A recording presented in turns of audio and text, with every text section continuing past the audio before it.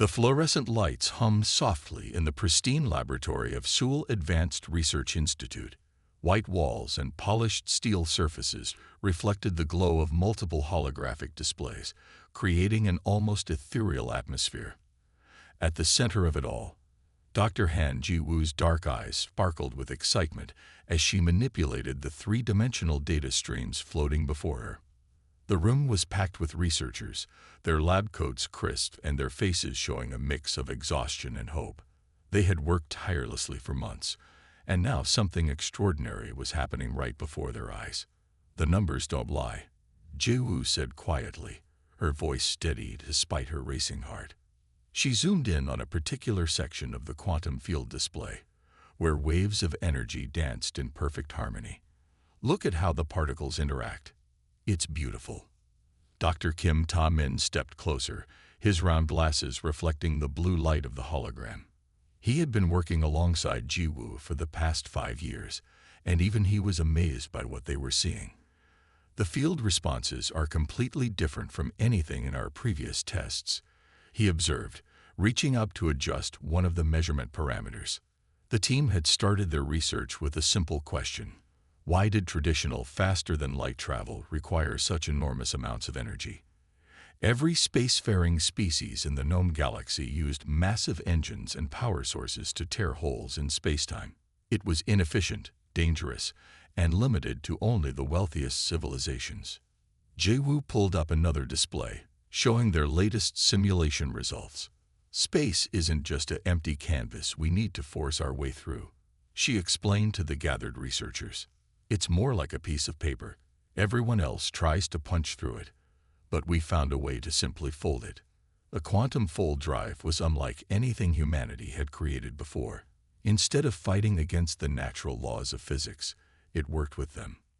Ji-woo's team had discovered that space-time itself had natural creases and folds at the quantum level.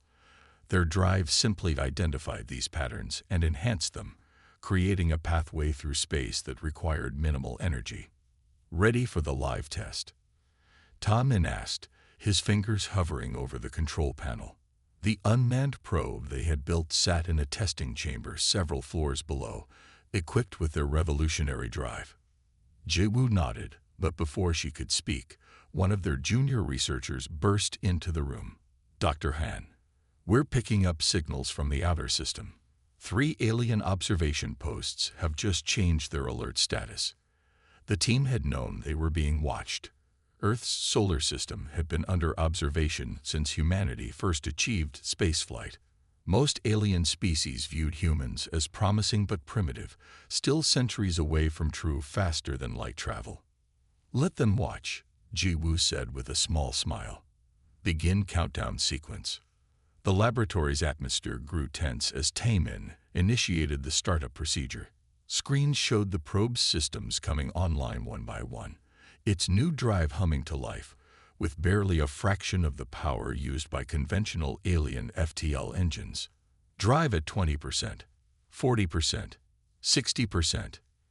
Ta-min called out the readings, his voice steady, but his hands trembling slightly. "Quantum field alignment stable. Local space-time mapping complete." Ji-woo held her breath as the final numbers came in. Everything looked perfect, better than their simulations had predicted. "Initiate fold sequence," she commanded. The probe's sensors transmitted every detail as the drive activated. There was no violent tear in space, no massive energy burst. Instead, the fabric of reality seemed to ripple gently, like a curtain in a soft breeze. The probe slipped through, and for a moment, everyone in the lab feared it had failed. Then the tracking data started pouring in. The probe had moved beyond Mars' orbit in seconds, then past Jupiter. It was moving faster than light, but using less power than a small city. The impossible had become possible.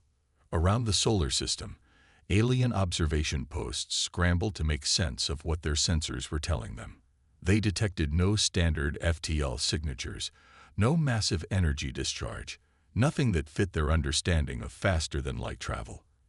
Yet there it was, a human vessel moving through space in a way that defied everything they thought they knew about physics. In the lab, Cheers and tears of joy broke out as the probe continued its perfect flight.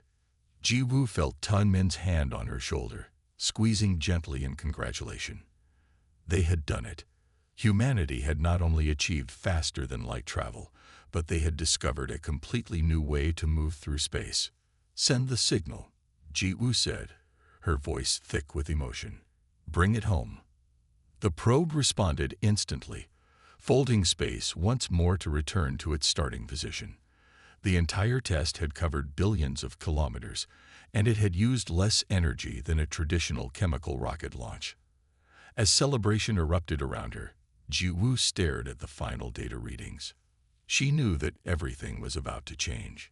Humanity had just announced their presence on the galactic stage in a way that no one could ignore. The age of expensive, energy-hungry, faster-than-light travel was over. A new era was about to begin, and it would start right here, in this lab in Seoul. The massive crystal dome of the Galactic Council's Grand Hall sparkled with the light of 3 suns. Representative Park Hae-ri stood at the center of the circular chamber, her traditional Korean hanbok, a splash of elegant blue amid the varied forms of alien delegates. She kept her expression calm, though her heart raced as voices rose around her in a storm of protests and exclamations. The council chamber was designed to accommodate over 200 species, with environmental bubbles for those who breathe different atmospheres and gravity adjusters for those from heavier or lighter worlds. Today, every seat was filled as news of humanity's achievement spread through the galaxy. "This must be some kind of mistake," rumbled the delegate from the mining worlds, their crystalline form glittering as they shifted in agitation. "Humans are barely past their first space colonies. They cannot have solved the energy problem." Hae-ri smoothed her sleeves, a gesture that helped her maintain her composure. "The data has been verified by your own observation posts," she said, her voice clear and steady. "Would you like to see it again?" The chief science officer, a tall being with iridescent scales, stepped forward. Their multiple eyes blinked in different patterns, showing their distress. "Impossible. The energy readings must be wrong.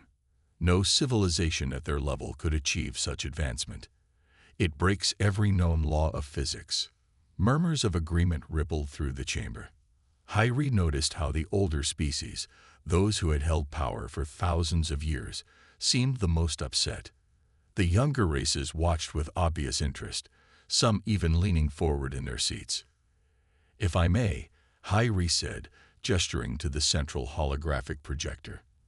The device hummed to life, creating a perfect 3-dimensional image above the chamber floor. "This is the complete recording from our test flight." The council members fell silent as they watched the human probe prepare for its jump. Many of them had expected to see the usual signs of FTL travel: the massive energy buildup, the violent tear in space, the radiation discharge. Instead, they saw something that seemed to defy reality itself. The probe simply moved. There was no drama, no light show, no devastating release of power. Space itself seemed to fold around the vessel like silk in a gentle breeze, and then it was gone. The energy readings stayed remarkably low throughout the entire process. "That's not possible," whispered one of the senior council members, their translator struggling to convey their shock. "We've spent millennia developing our FTL systems. The energy requirements are absolute. The mathematical models are proven." Hae-ri allowed a small smile to cross her face. "Perhaps the models were incomplete. Our scientists took a different approach. Instead of forcing space to bend, we learned to work with its natural tendencies." The chamber erupted again. Some delegates demanded immediate access to the technology. Others called for restrictions, claiming safety concerns. A few of the more militant species started arguing about the military implications. "Order." The council leader's voice boomed through the chamber, enhanced by their ceremonial staff. "Representative Park, your species has made an extraordinary claim. We require proof beyond recordings." "Of course," Hae-ri said with a slight bow. "Earth is prepared to demonstrate the technology directly. We can arrange for a human vessel to make the journey to the Council station. Under your observation, naturally. The leader's forearms moved in a pattern that indicated deep thought. The journey takes 3 weeks with our fastest ships. When could your vessel arrive? Tomorrow, Hyri replied simply. The silence that followed was absolute. Even the environmental systems seemed to pause for a moment. The implications were staggering. Humanity hadn't just developed a new form of FTL travel. They had created something that made existing systems look primitive in comparison. Tomorrow, the mining world delegate's crystalline form actually cracked slightly in shock. That's impossible. Hyri finished for them. You may wish to find a different word. The impossible seems to be happening quite frequently lately. She could see the fear in some of their reactions, the worry about what this meant for the power structure they had maintained for so long. But she also saw hope, especially among the representatives of less developed worlds. Humanity's discovery could change everything for them. The demonstration will proceed, the council leader declared, their staff striking the floor with finality. Tomorrow, we will see if humanity has truly achieved what they claim. Until then, this session is adjourned. As the delegates filed out of the chamber, discussing the news in dozens of languages and communication methods, Hyri sent a simple message back to Earth. The council was ready. Now it was time to show them that humanity wasn't just making claims, they were about to change the galaxy forever. She looked up at the 3 suns shining through the crystal dome, thinking about how much closer everything was about to become. The stars themselves seemed to shine a little brighter, as if they too were ready for a new age of exploration. The HSS Breakthrough emerged from its final fold maneuver with perfect precision, its sleek hull gleaming under the light of unfamiliar stars. On the bridge, Captain Lee Minho watched as the massive council station grew larger in their view screen, its spiral arms stretching out like a flower blooming in space. Station control. This is Captain Lee of the HSS Breakthrough requesting docking clearance, he announced, his voice steady despite the historic nature of the moment. The crew around him worked their stations with focused determination, though he noticed more than a few quick glances at the magnificent station ahead. There was a noticeable pause before the response came. SS Breakthrough. Our systems show you departed Earth 6 hours ago. That's not possible. Minho shared a knowing look with his navigation officer. I assure you, it's quite possible. We have our docking coordinates and are ready to proceed. The council station was a marvel of engineering, home to representatives from hundreds of species. Its docking bays usually handled dozens of ships daily, all of them using conventional FTL drives that left obvious energy signatures. The Breakthrough, however, had appeared with barely a ripple in spacetime. Dr. Han Jiwoo stood beside the captain, her hands clasped behind her back as she watched their approach. The ship was her design as much as anyone's, incorporating the quantum fold drive she had helped develop. They're scanning us, she noted, watching the sensor readings. Every scanner they have is pointed in our direction. The docking procedure went smoothly, despite the obvious nervousness of the station's control team. As the airlock sealed and pressures equalized, Ji-woo prepared herself for what would likely be the most important presentation of her life. The council's reception chamber was packed with representatives and scientists from across the galaxy. Some floated in environmental bubbles, others stood on gravity platforms, but all attention was focused on the human delegation as they entered. Ji-woo took her place at the central podium, activating the holographic display system. The familiar quantum field patterns sprang to life around her, drawing gasps from several of the assembled scientists. Distinguished members of the council, she began, her voice clear and confident. What you're seeing is not just a new method of faster-than-light travel. It's a fundamental shift in how we understand spacetime itself. The display shifted, showing the traditional method of FTL travel, massive energy expenditure tearing holes in space. For centuries, species have forced their way through space, fighting against its natural laws. But spacetime isn't a barrier to be broken. She gestured, and the display changed to show the quantum-level movements they had discovered. At its smallest scale, space-time is constantly moving, folding, and unfolding. Billions of times every second, reality itself creates natural pathways. We didn't invent a new way to travel. We simply learned to see these pathways and use them. The technical committee members shifted uncomfortably in their seats. One of them, a being composed primarily of light and energy, spoke up. What you suggest violates every principle of physics we've established over thousands of years. Jiwoo smiled gently. No, it doesn't violate them. It completes them. Your equations weren't wrong. They were just missing a crucial variable. Space-time doesn't resist movement. It welcomes it, if you know how to ask properly. She demonstrated with another simulation, showing how their drive worked with space's natural tendencies rather than against them. The energy readings were so low that several committee members demanded the sensors be recalibrated. Think of it like swimming, Jiwoo explained. You can fight against the water, pushing it aside with brute force, or you can learn to move with it, using its own flow to carry you along. We've been fighting against space when we should have been dancing with it. The chamber erupted in questions, each species trying to understand how their civilizations had missed something so fundamental. Jiwoo answered them patiently, explaining the principles in terms each could understand. As the session continued, she noticed a change in the atmosphere. The initial skepticism was giving way to excitement, especially among the younger scientists.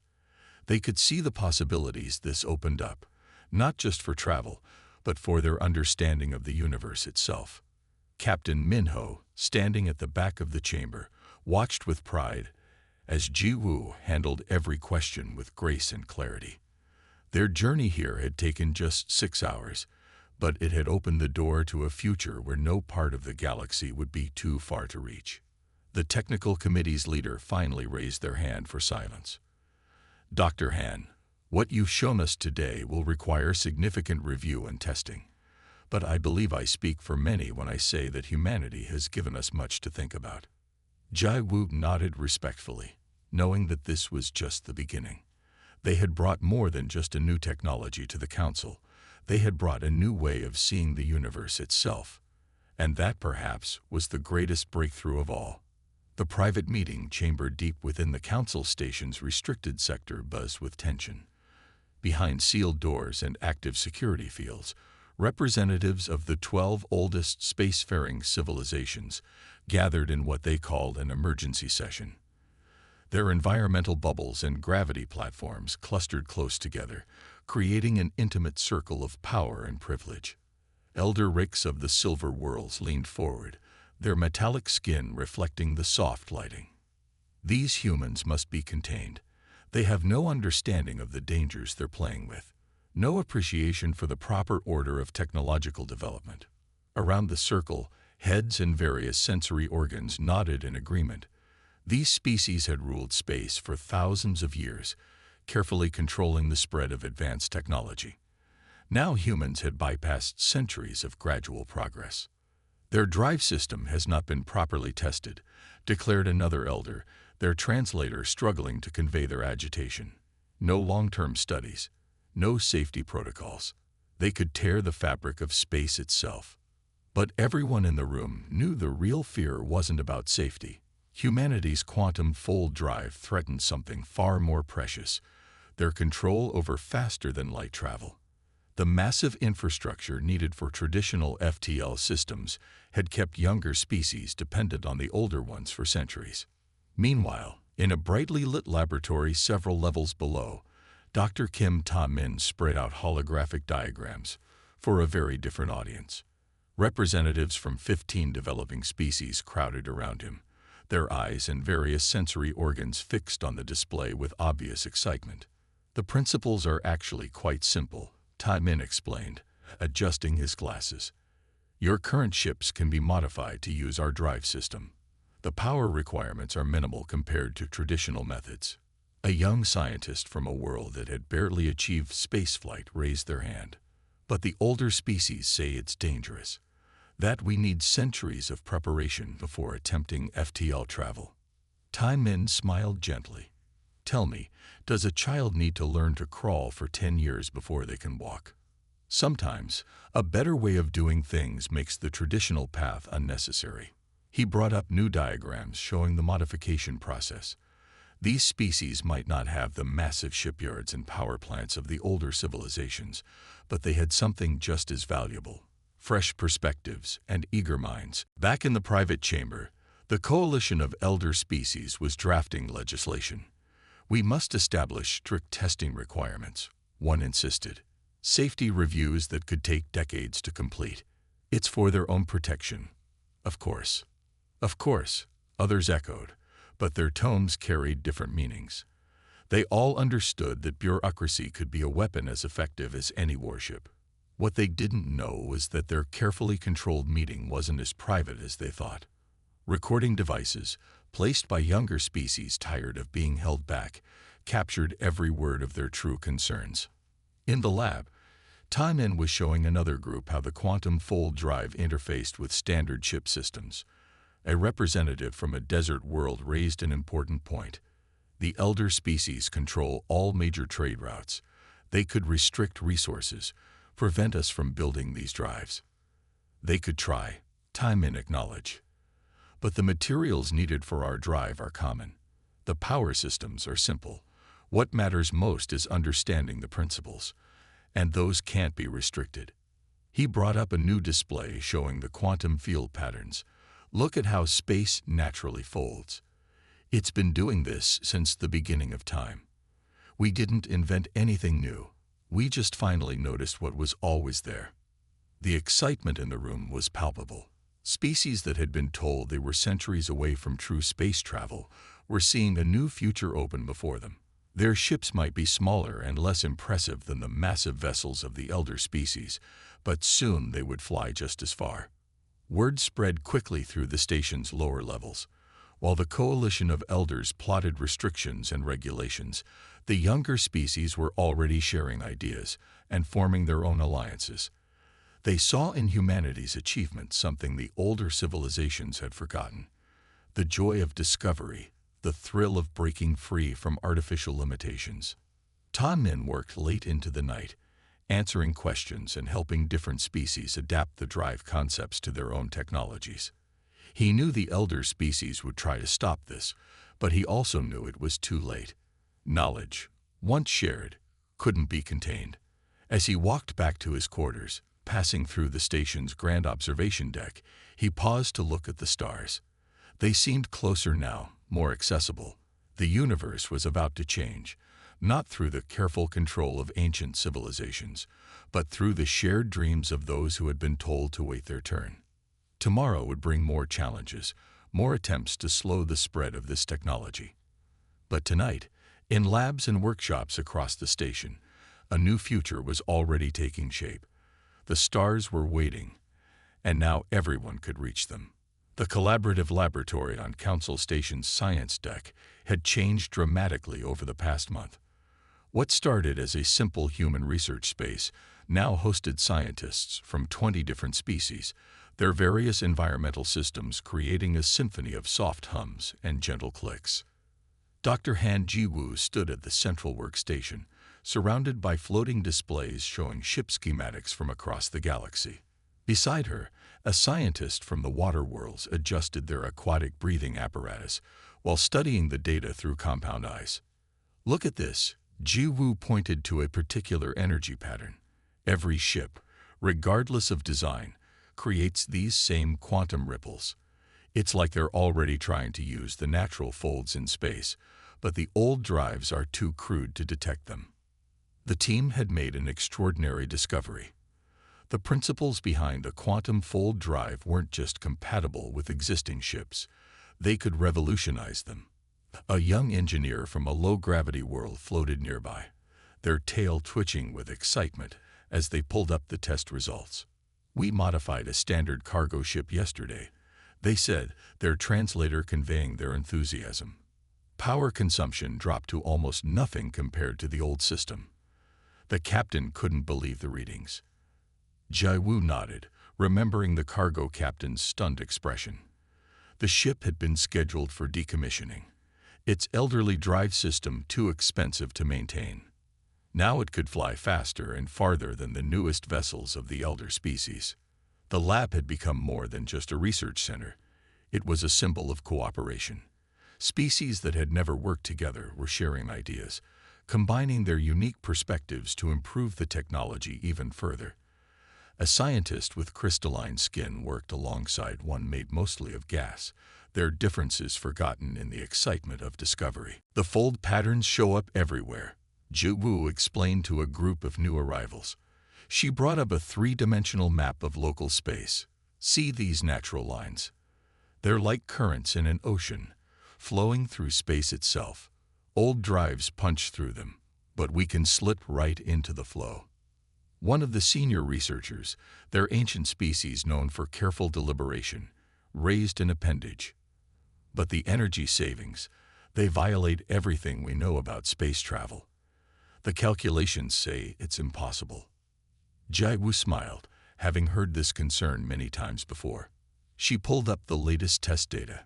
The old calculations assumed we needed to fight against space to move through it. But look what happens when we work with it instead. The displays showed a small probe following the natural quantum folds. Its energy signature was barely detectable, yet it moved faster than ships 100 times its size. The implications were revolutionary. Any species with basic space technology could now reach the stars. Around the lab, teams worked on adapting the principles to different technologies.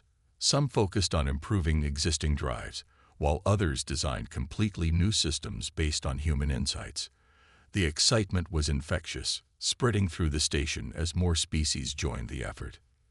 A young scientist from a world that had barely achieved spaceflight approached Zhu Wu, their bioluminescent patches glowing with nervous energy.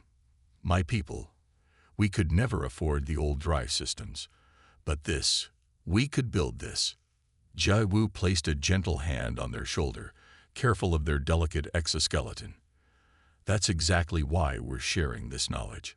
Space shouldn't belong to only those who can afford massive engines." The lab's communication system chimed with incoming messages from across the galaxy. Ships testing the modified drives reported success after success. Species that had been bound to their home systems were suddenly reaching out to the stars. As the day cycle wound down, Zhu Wu took a moment to look around the lab. Holographic displays shimmered with data, environmental bubbles hummed, and beings from across the galaxy worked together in harmony. This was what space travel should be about. Not power or control, but discovery and cooperation. A soft alert indicated another successful test, this time from a deep space mining vessel. The captain's message was simple. "It works. It really works. Thank you." Zhou Wu saved the message along with hundreds of others. Each one represented a dream fulfilled, a barrier broken, a future opened. The universe was vast, but with this technology, it was becoming a little smaller, a little more accessible to everyone. As she prepared to end her shift, a new group of scientists arrived, eager to learn.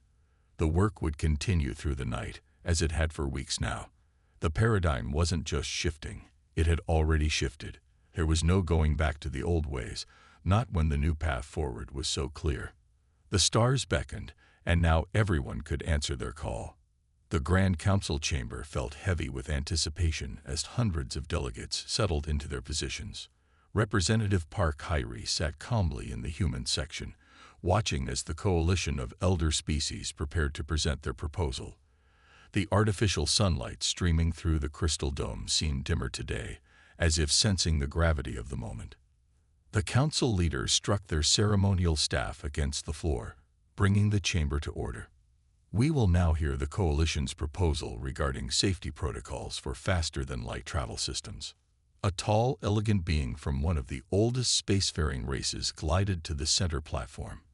Their silvery skin rippled as they activated the chamber's holographic systems.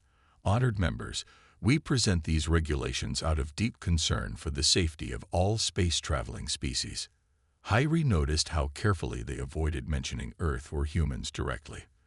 The proposed regulations appeared on floating screens throughout the chamber, detailed in multiple languages and communication formats. All new drive systems must undergo 500 years of control testing. The speaker continued. Power systems must be certified by existing facilities. All designs must be approved by the Central Technology Board. The restrictions went on and on. Each one seemed reasonable on the surface, but Hyrie could see the true purpose. Every requirement, every certification, every approval process was designed to maintain the elder species' control over space travel. Murmurs spread through the chamber as delegates realized the implications. The younger species representatives shifted uneasily in their seats. Some tried to raise objections, but the coalition had prepared well, drowning out protests with procedural rules. Hyrie watched it all, waiting. She had learned from her years in diplomacy that timing was everything. The coalition speaker continued listing requirements, each one more restrictive than the last. Furthermore, all FTL technology must be compatible with existing power distribution networks, they declared, effectively requiring everyone to remain dependent on the elder species infrastructure. Finally, Hyrie saw her moment. She stood, her traditional handbok making a soft rustle that somehow cut through the chamber's noise. I request permission to address the council. The council leader nodded, and Hyrie moved to the central platform. She carried no data devices, no presentations, just the quiet confidence of someone holding a winning hand. Distinguished members, she began, her voice clear and steady. I have listened carefully to these proposed regulations. They speak of safety, of careful progress, of protecting our shared space. These are noble goals. She paused, letting her words sink in. The chamber was completely silent now, every being focused on her next words. However, I must inform the Council that humanity has already shared our research with 15 developing species. The knowledge exists. It cannot be contained. We offer you partnership, not competition. The chamber exploded with voices. The coalition members tried to shout her down, but Hyrie continued, her voice cutting through the chaos. Even now, ships across the galaxy are being modified with our drive systems. They're safer than traditional drives. They use less power. They're cheaper to build and maintain. This isn't just about travel. It's about freedom. She gestured to the younger species representatives. Ask them how this technology has changed their worlds. Ask them if they want to go back to depending on others for access to space. One by one, delegates from the developing species stood up. Each had a story. Of ships renewed, of trades renewed, of hope renewed. The coalition members watched helplessly as their control slipped away. These regulations, Hyrie continued, would turn back progress. They would restrict what cannot be restricted. The knowledge is out there. The changes are happening. The question isn't whether to allow it. The question is whether you will join us in shaping this new future. She turned to face the elder species directly. Your experience is valuable. Your wisdom is needed. But progress cannot be stopped. Work with us. Help us ensure this technology spreads safely and responsibly. Be partners in this new age, not obstacles to it. The council chamber buzzed with discussion. The coalition members huddled together, their carefully planned strategy crumbling. Younger species began calling for an immediate vote to reject the proposed regulations. The council leader raised their staff for order. Representative Park speaks truth. This technology cannot be contained. Perhaps we should consider a different approach. Hyrie bowed slightly and returned to her seat. She had said what needed to be said. Now it was time to let the council face reality. Adapt or become obsolete. The future of space travel had already changed. The only question was who would help guide it forward. As the debate continued around her, Hyrie sent a brief message to Earth. The Coalition's attempt to restrict the technology had failed. A new era of space travel was truly beginning. And this time, everyone would have a chance to reach for the stars. The Council Station's massive docking bays hummed with activity as ships of all shapes, and sizes moved gracefully through space. A sleek vessel with the newest quantum fold drive slipped smoothly into dock beside an ancient freighter sporting recently installed hybrid systems. Their differences in age and design meant nothing now. Both could travel the stars with equal ease. Captain Lee Min-ho stood on the bridge of the HSS Breakthrough, watching a training exercise through the main viewport. Ships from 15 different species practiced formation flying, their modified drives allowing them to move in perfect harmony. A year ago, such coordination would have been impossible with the violent, energy-hungry drives of the past. "Beautiful, isn't it?" his first officer remarked, watching a crystalline ship execute a perfect fold maneuver. Hard to believe there was ever any opposition to this technology. Min-ho nodded, remembering the early days of tension and resistance. Now the same species that had fought against the new drive systems were proudly showing off their own improvements to the design. Progress had a way of changing minds. Down in the station's main research center, Dr. Han Ji-woo worked with a team of scientists from across the galaxy. The laboratory had expanded dramatically, now occupying an entire section of the station. Every day brought new discoveries as different species contributed their unique perspectives to understanding spacetime. "Look at this pattern," a young engineer from a gas giant world pointed out, their environmental suit gleaming under the lab lights. "We found it by combining your quantum fold principles with our atmosphere manipulation technology." Jadwoo studied the data with interest. What had started as a simple drive system had grown into something far more profound, a new way of understanding the universe itself. Teams of scientists were discovering applications far beyond simple space travel. The Interstellar Scientific Coalition, headquartered in Seoul, had become the galaxy's leading research institution. Species that once barely acknowledged each other now worked side by side, sharing knowledge and building on each other's discoveries.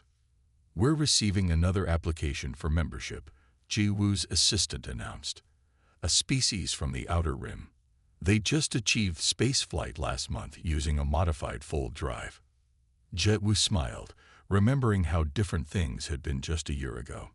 The old power structure of the galaxy had been based on who could afford the biggest ships and most powerful drives. Now, even the smallest worlds could reach for the stars. In the station's observation dome, representatives from various worlds gathered for the annual science conference.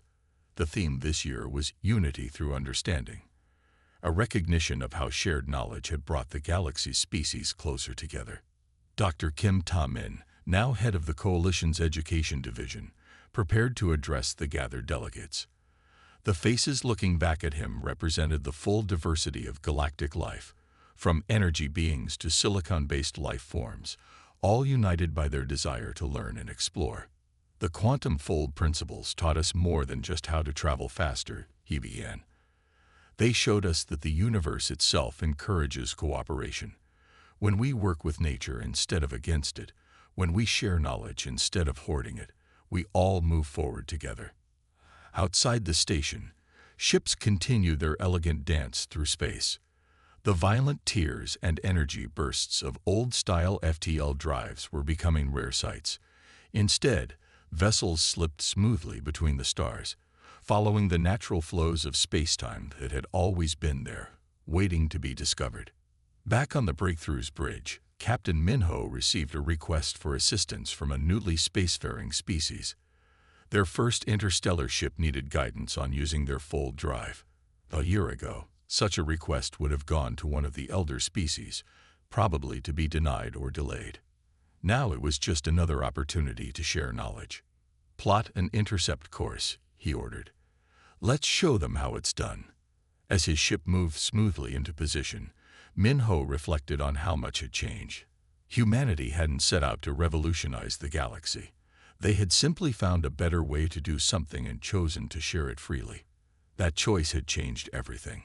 In her lab, Ji-woo watched the next generation of scientists at work. Beings from worlds that once would never have met were now collaborating daily, each bringing their own insights to the endless puzzle of the universe.